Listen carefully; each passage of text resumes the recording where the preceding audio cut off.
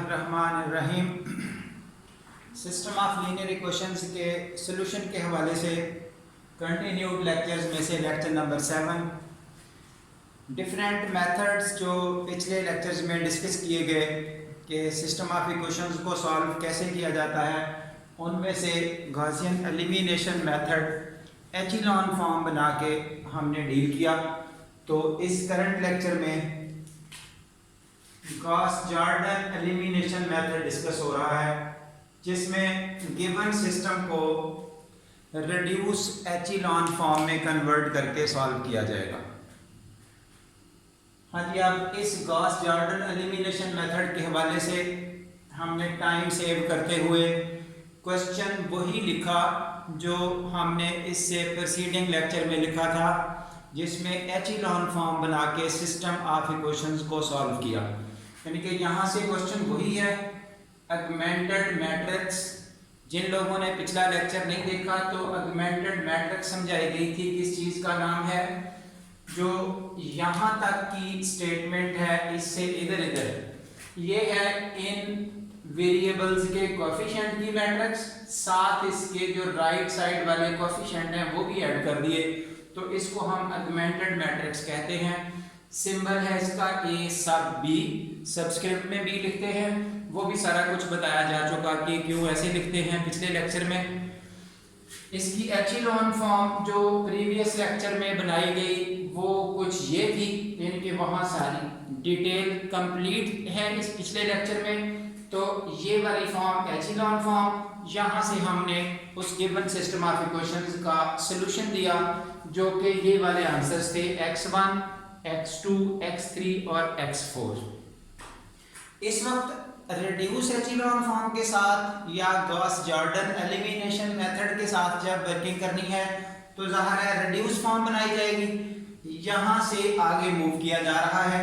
इस जगह से रिड्यूस फॉर्म बनाने का तरीका, हर कॉलम जिस में लीडिंग वन आ रहा है उस लीडिंग वन को छोड़ के उस कॉलम में बाकी हर जगह जीरोस होने चाहिए, उसको बोलते हैं रिड्यूस्ड फॉर्म। फॉर एग्जांपल ये देखिए, ये लीडिंग वन, तो इस लीडिंग वन के नीचे ऑलरेडी जीरोस हैं, इसलिए इसका प्रॉब्लम नहीं होता। हाँ जी, सेकंड आ रहा है ये वाला लीडिंग वन। अब इस लीडिंग वन के नीचे तो पहले ही जीरोस हैं, ऊपर जीरोस करने हैं। ऊपर जीरो करने के लिए इस -2 की जगह जीरो कैसे होगा, इस रो सेकंड को 2 से मल्टीप्लाई करके इसमें ऐड कर दें तो ये जीरो हो जाएगा, साथ ये बाकी चेंजेस आएंगी। ये आपके पास जो ब्लैक वर्डिंग में लिखा हुआ है, ये तो स्टेटमेंट है कि करना क्या है, जो अभी बोल दी गई, each column containing leading one must have zeros everywhere else except this leading one. तो ये आपका ये वाला स्टेप, इसकी जगह जीरो कैसे किया गया कि ये इसकी स्टेटमेंट राइट पे लिखी, और ये वही स्टेप जो डबल डबल लिखा गया है। एक सॉल्यूशन स्टेप इजी करके लिखा है, दूसरा एम्प्लाइज करके उसकी सिंप्लीफिकेशन करके लिखी गई है, और स्टूडेंट्स जो समझ चुके हैं वो डायरेक्ट इस स्टेप को लिख सकते हैं। हाँ जी, अब देखिए इस वन के ऊपर जीरो हो चुका। अब हमारी टर्न है इस अगले वाले इस वन की, नेक्स्ट रो में वन आपका ये आ चुका। इस वन में कंप्लीट कॉलम ये वाला वन को छोड़ के बाकी हर जगह जीरोस होने चाहिए। नीचे तो पहले ही जीरो है, ऊपर कैसे जीरो होंगे, इसको 2 से मल्टीप्लाई करके इसमें से माइनस करें, इसको 3 से मल्टीप्लाई करके इसमें ऐड करें, तो ये दोनों आउटपुट्स लिखी गई।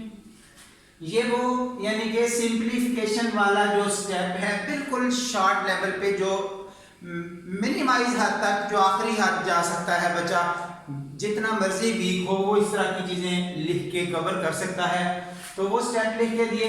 अब ये स्टेप किया गया रो इक्विवेलेंट के साथ, ये इसकी सिंप्लीफिकेशन करके लिखी गई है। तो इस वक्त हम यहाँ इस स्टेप पर हैं, और अब यहाँ पहुंच के इस वाले वन के ऊपर नीचे भी जीरोस हो चुके, ये वाला वन आ चुका जो तरतीब में लीडिंग वन है। अब इस कॉलम में इस वन को छोड़ के बाकी हर जगह जीरोस होने चाहिए, तो वन को ऊपर इस जगह जीरो कैसे होगा, 2 से मल्टीप्लाई करके माइनस करें, इस जगह 0 कैसे होगा, 8 से मल्टीप्लाई करके प्लस करें, इस जगह 0 कैसे होगा, 5 से मल्टीप्लाई करके इसमें से माइनस करें। ये हमारे रो ऑपरेशंस हैं जो हमारे प्रीवियस लेक्चर्स में गुजर चुके। तो इन ये तीनों रो ऑपरेशन लिख दिए गए, यहाँ वो अप्लाई कर दिए गए। अप्लाई करके बिल्कुल बेसिक माइनर लेवल पर ये यानी कि प्लस माइनस डी लिख के दिखाया गया है कि किसके साथ क्या मल्टीप्लिकेशन की, फिर किस रो के साथ उसको ऐड किया, ये रो इक्विवेलेंट का सॉल्यूशन किया, ये आगे इसकी सिंपलीफिकेशन है। अब इस वन कॉलम के ऊपर भी जीरोस हो चुके, तो जिस वक्त इन लीडिंग वंस के ऊपर नीचे सब जीरोस हो जाएं तो देन जो रिजल्ट होता है उसको बोलते हैं रिड्यूस्ड एचिलॉन फॉर्म। अब इस रिड्यूस्ड एचिलॉन फॉर्म से सॉल्यूशन कैसे लिखा जाएगा, यहाँ सॉल्यूशन कंपैरेटिवली आसान है, यानी कि जितना स्टेप्स हमारे इस रिड्यूस फॉर्म बनाने में यूज करने पड़े, जितना टाइम हमारा रिड्यूस फॉर्म बनाने में किल हुआ यहाँ पर, उतना टाइम हमारा यहाँ सेव हो जाएगा। यहाँ अब बैकवर्ड सब्स्टिट्यूशन नहीं है जो एचिलॉन फॉर्म में थी, बल्कि डायरेक्ट आंसर। ये देखिए, फर्स्ट रो से लिख दें या लास्ट रो से, जिधर से मर्जी लिख दें। x1 ये एक करके दिखाया गया है, यहाँ से आगे रो 1 अम्पलाइज।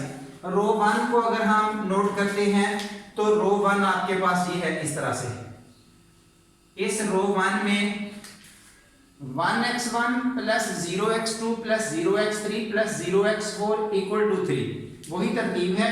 अब देखिए ये सब के सब खत्म हो जाने हैं जीरोस के साथ, बाकी क्या बचा, x1 इक्वल टू 3, ये x1 का रिजल्ट है, वो यहीं से ही लिखा जा सकता था, x1 इक्वल टू 3। सिमिलरली बाकी सारे जीरोस हैं, ये x2 वाला बचा हुआ है, x2 इक्वल टू -9/2, बाकी सब जीरोस हैं, x3 वाला बचा हुआ है, तो x3 is equal to 0। Similarly x4 is equal to -1। यहाँ से वो स्टेप आपके बच रहे हैं। तो एज बिफोर सॉल्यूशन ये वही है जो हम पहले गॉसियन एलिमिनेशन मेथड के साथ एचिलॉन फॉर्म के साथ कर चुके हैं। सिस्टम ऑफ इक्वेशंस का सॉल्यूशन जिस तरीके से भी दिया जाए सॉल्यूशन वही आना होता है, लेकिन सिर्फ मेथडोलॉजी का फर्क है। अब इन दोनों मेथड्स का क्या फर्क है, यहाँ तक पहुंच के अगले स्टेप रिड्यूस फॉर्म के नहीं करने, तो यहाँ से बैकवर्ड सब्स्टिट्यूशन करके एक्स्ट्रा काम करना है, और अगर रिड्यूस फॉर्म बनाने के बाद सॉल्यूशन लिखना है तो डायरेक्ट स्टेप्स हैं। तो इस तरह से ये डिफरेंट मेथडोलॉजी को डिफरेंट वे से डील किया जाता है। बाकी रह गया अब जो छोटे मेथड गुजर चुके, वो नॉट एलिजिबल कब हो सकते हैं, यानी कि उनकी ज़रूरत कैसे ख़त्म हो गई। कभी कभी ऐसी पोजीशन बनेगी कि वो मेथड हेल्प ही नहीं करेंगे, वो काम ही नहीं करेंगे, यानी कि फेल नजर आएंगे। मसलन मैं एक छोटा सा हिंट यहाँ दे रहा हूँ। फॉर एग्जांपल आपको यही सवाल दिया जाता क्रैमर्स रूल से हल करने का, तो क्रैमर्स रूल में आपके पास जो 4/4 का ये डिटर्मिनेंट है उसकी लेंथ काफ़ी बढ़ती है। 4/4 के कितने डिटर्मिनेंट हल करने पड़ते। इसी तरह अगर 5/5 की यूज करनी पड़े तो एचिलॉन फॉर्म में शायद बहुत आसानी से कंट्रोलेबल है, जबकि 5/5 के डिटर्मिनेंट हल करने में एक ही क्वेश्चन शायद 2 घंटे लगा दे। और जहां पे ये रोज और कॉलम्स की तादाद एक जैसी नहीं होती, ये कमिंग लेक्चर्स आने वाले हैं, वहाँ सिस्टम ऑफ इक्वेशंस या सॉल्वेबल नहीं होता या इन्फिनिटी मैनी सॉल्यूशंस होते हैं, तो वहाँ पर जब ये स्क्वायर मैट्रिक्स नहीं बनेगी वहाँ डिटर्मिनेंट सॉल्वेबल ही नहीं है। जब डिटर्मिनेंट सॉल्व ही नहीं किया जा सकता तो फिर क्रैमर्स रूल कैसे हेल्प करेगा, नॉट एलिजिबल। यानी कि ये वो बातें हैं जो टाइम के साथ साथ इंशाल्लाह आने वाले टाइम में मजीद बताई जाएंगी कि किस मेथड का क्या फ़र्क है। उन मेथडोलॉजीज पे ही हमने वर्किंग करनी है। बेस्ट मेथड यही आपको हेल्प करेंगे जब लेवल हाई होता जाएगा, पुराने मेथड छोटे लेवल पर चलेंगे। बहरहाल जो कुछ भी इंशाल्लाह नेक्स्ट आएगा आप तक इसी तरह आसान वर्ड्स में पहुंचता रहेगा। जिन दोस्तों को वीडियो पसंद आए तो इसको लाइक करें, शेयर करें और हमारे चैनल को सब्सक्राइब करें। Thank you very much.